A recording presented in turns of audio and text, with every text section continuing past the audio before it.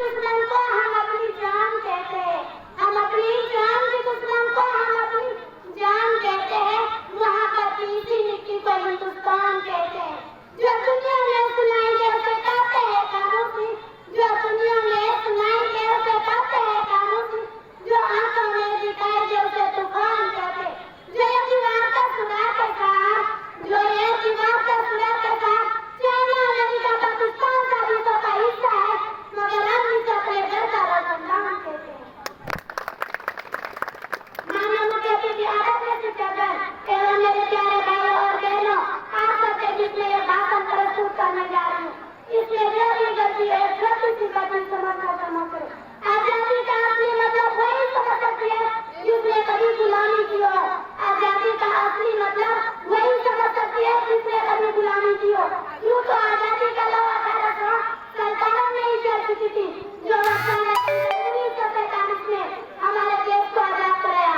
प्राचीन मध्यकालीन और तमाम आधारों से मैं स्पष्ट करना चाहूंगी कि जब हम तिरंगे के फेरे में काट रहे थे तो रंग बसंती चोला के एक आवाज पर चोला के तोला मराते थे और वंदे मातरम के नारों से खून में आने वाला 5 डिग्री का तूफान अंग्रेजी ताकतों के जड़ों में तूफान ला देता था। लोग मर जाते थे, मिट जाते थे, फांसी चढ़ जाते थे, तो वह भी अपनी देशभक्ति साबित कर रहा होता था। यह उस गाँव की देशभक्ति की कसौटी थी।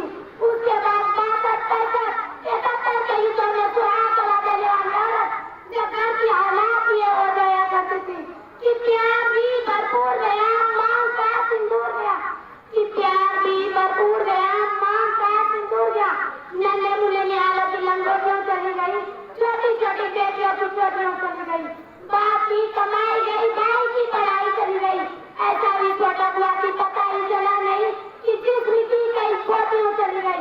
और आपके लिए तो एक आदमी मराया था, और आपके लिए तो एक आदमी मराया था, किंतु मेरे घर की तो रोटियां ही चली गई।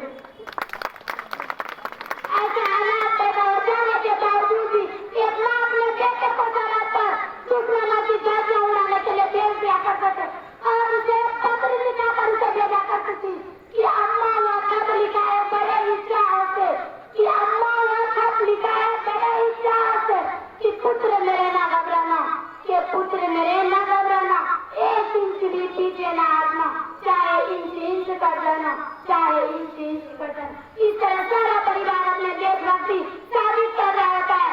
तब देश बलिदान मांगता था, तब देश लड़ जाने को कहता था, तब देश मर जाने को, मिट जाने को, फांसी चढ़ जाने को कहता था। किंतु आज देश लड़ जाने को नहीं कहता, आज देश मर जाने को, मिट जाने को, फांसी चढ़ जाने को नहीं कहता।